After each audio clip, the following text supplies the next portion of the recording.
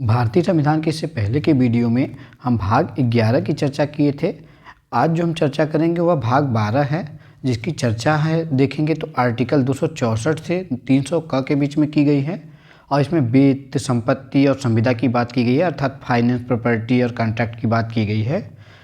सबसे पहले हम देख लेते हैं आर्टिकल 265 अर्थात 265 की।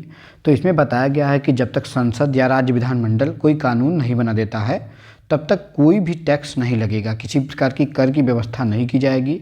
अर्थात यह है कि किसी प्रकार के मनमाने जो कराधान हैं उसको यह रोकता है और यह सुनिश्चित करता है कि केवल कानून के अनुसार ही टैक्स लगाया जाएगा।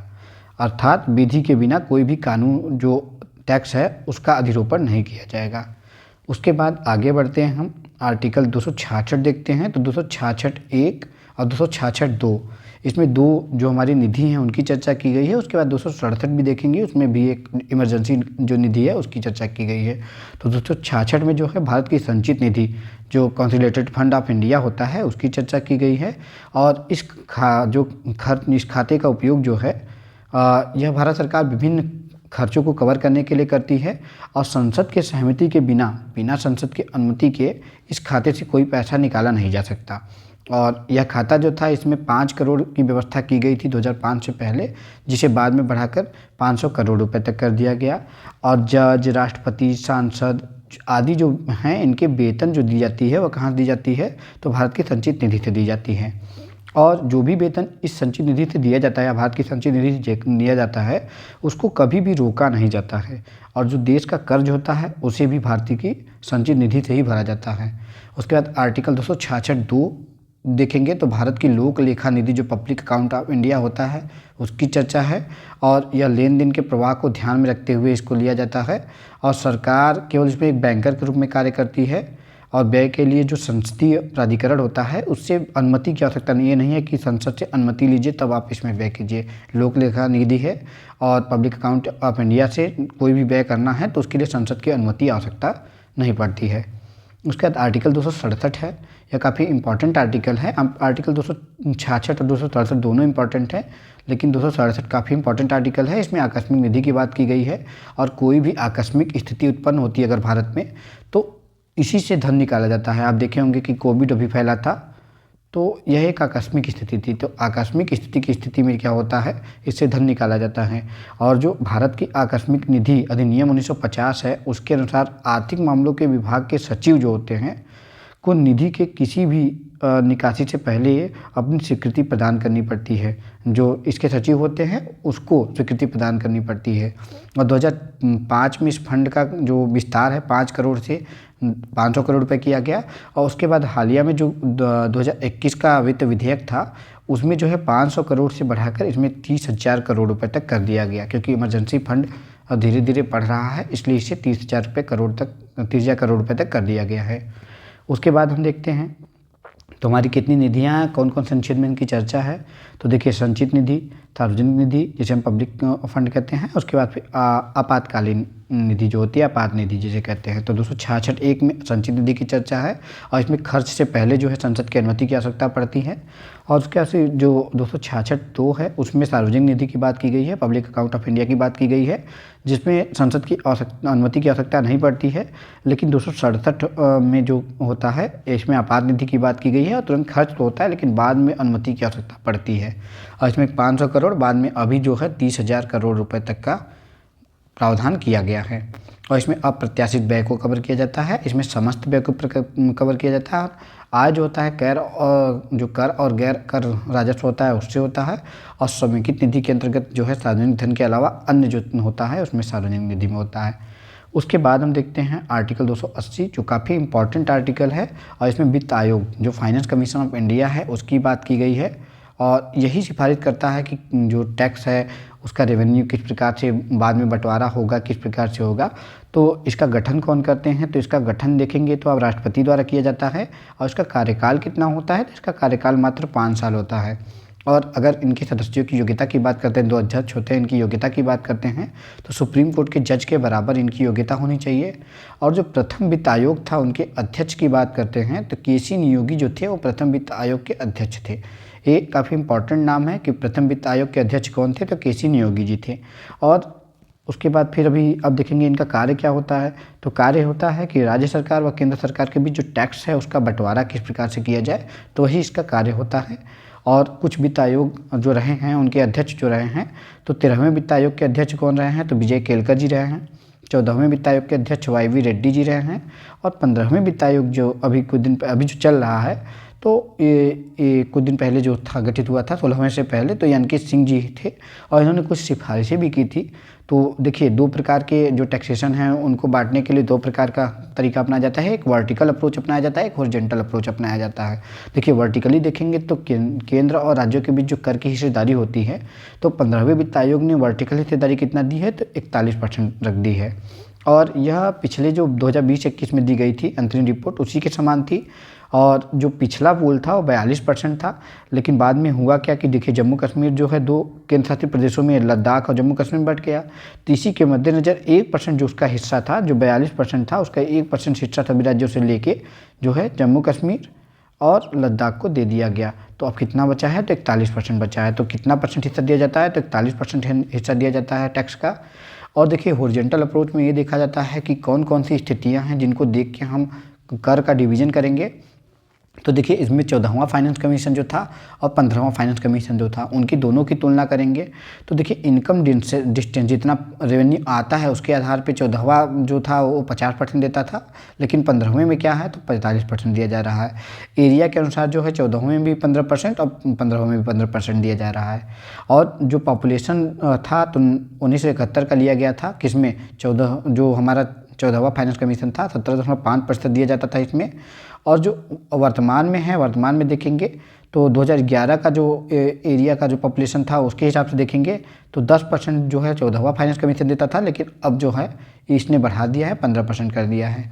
और जो डेमोग्राफिक परफॉर्मेंस है, अर्थात जो जन्म दर है उनके अनुसार जो है, तो इसमें 12.5 जो जन्म दर में अपने यहाँ सुधार करेगा या जनसांख्यिकी में सुधार करेगा उसको 12.5 दिया जाएगा, जबकि 14वें वित्त आयोग में इसका कोई भी प्रावधान नहीं था।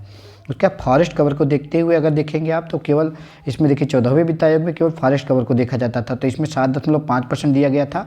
लेकिन बाद में अभी जो 15वां वित्त आयोग बना है तो इसमें फॉरेस्ट के साथ साथ इकोलॉजी को भी देखा जा रहा है कि जंगल तो रहे, साथ में उसमें जानवर भी रहे, जो इकोलॉजी बनी हुई है वो भी रहे। तो 15वें में क्या था, केवल फॉरेस्ट था, लेकिन 16वें में क्या, यहाँ पे 14वें में केवल फॉरेस्ट था, लेकिन 15वें में जो है क्या है, तो फॉरेस्ट के साथ इकोलॉजी का भी ध्यान दिया जा रहा है।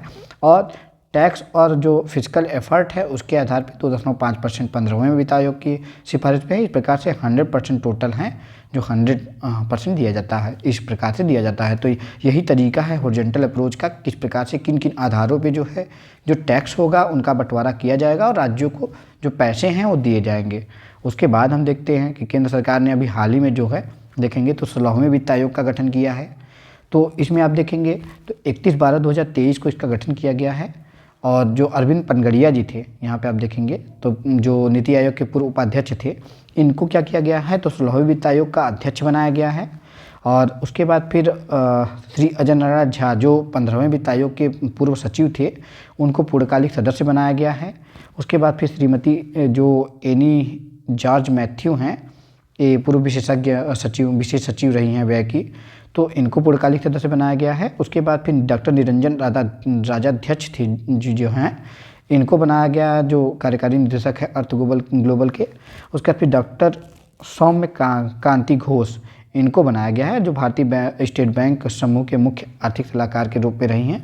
तो 4 सदस्य हैं कौन कौन, तो इनमें आप देखेंगे तो Ajay Narayan Jha, Shrimati any George Matthew और डॉक्टर निरंजन राजाध्यक्ष और सौम्य कांति घोष, ये सदस्यों को भी पूछा जा सकता है। और 16वें वित्त आयोग के अध्यक्ष कौन रहे हैं, तो अरविंद पनगड़िया जी थे, जो क्या थे पहले, तो नीति आयोग के पूर्व उपाध्यक्ष थे।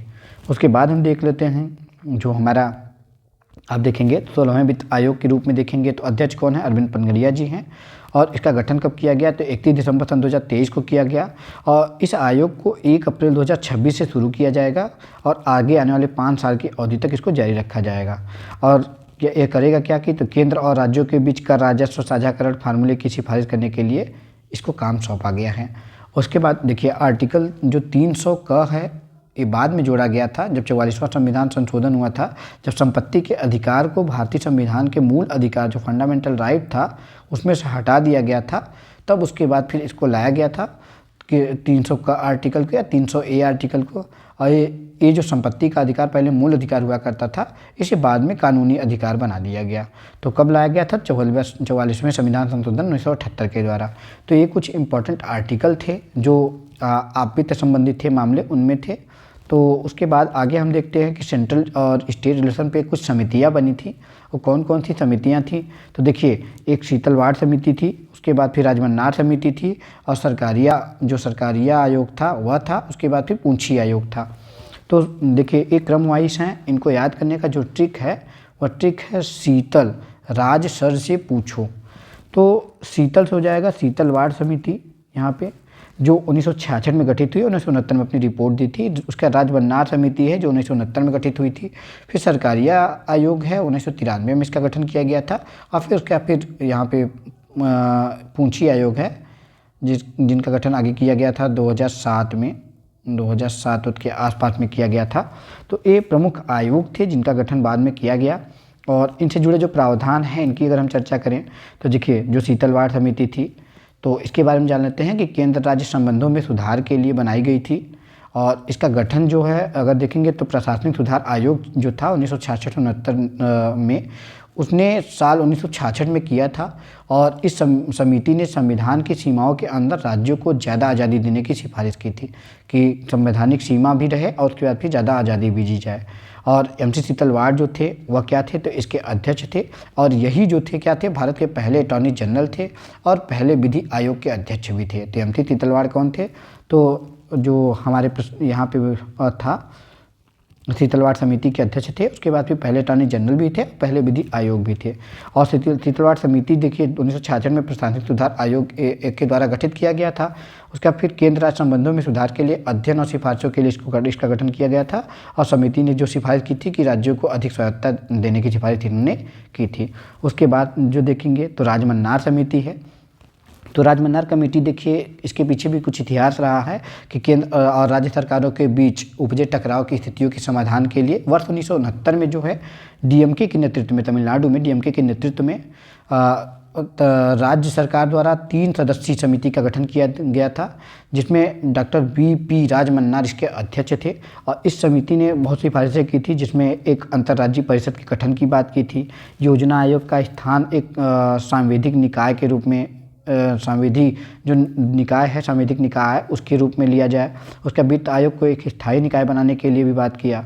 उसका राज्यपाल के प्रसाद पर्यंत राज्य मंत्रिपरिषद के पद धारित करने का जो प्रावधान है उसे समाप्त कर दिया जाए।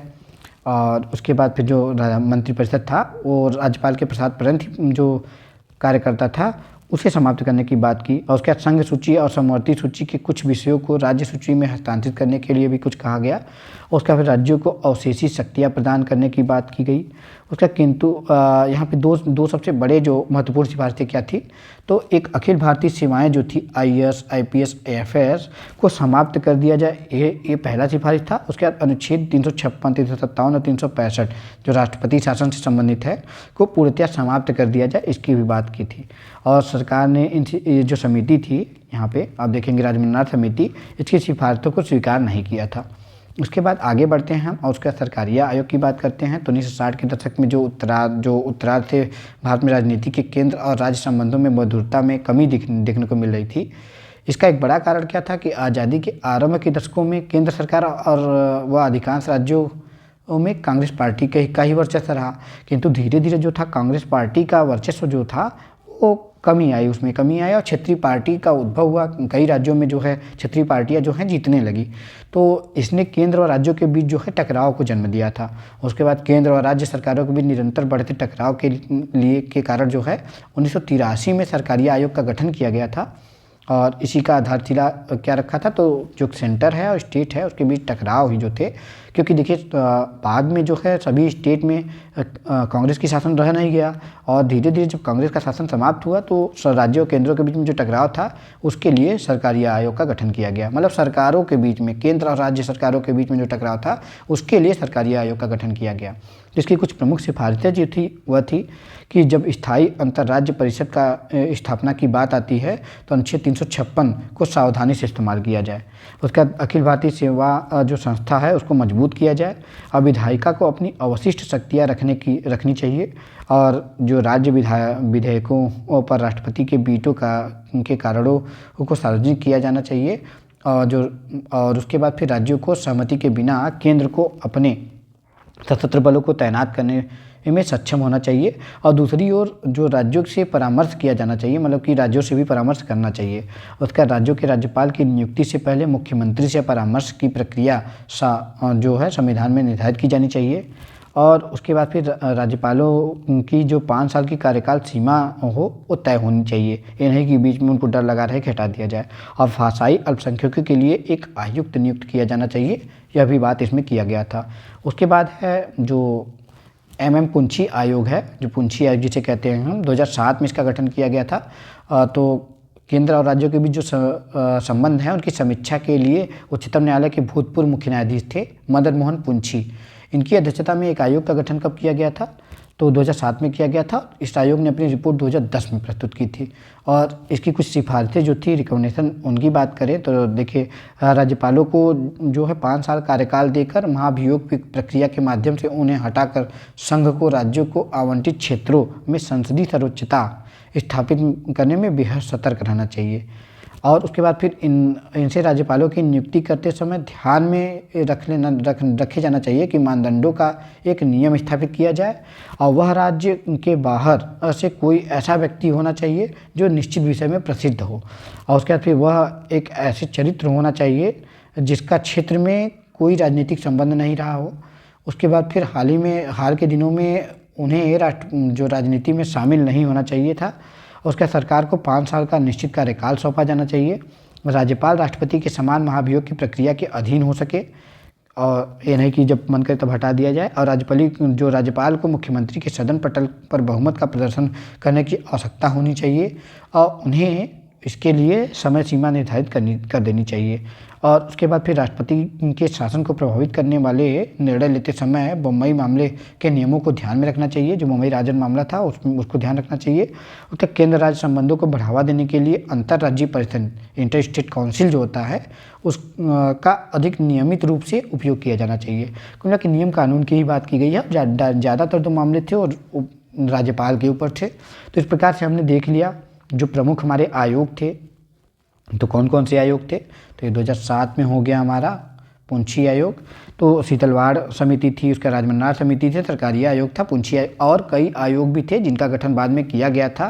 तो इस प्रकार से हमने जो मुख्य आयोग थे उनकी भी बात कर ली जो हमारे यहाँ पे केंद्र और राज्य संबंधों के लिए बनाए गए थे। और आगे जो हम चर्चा करेंगे यहाँ पे भाग 13 की चर्चा करेंगे और आगे धीरे धीरे हम भारतीय संविधान को समाप्ति की ओर लेकर बढ़ेंगे। धन्यवाद।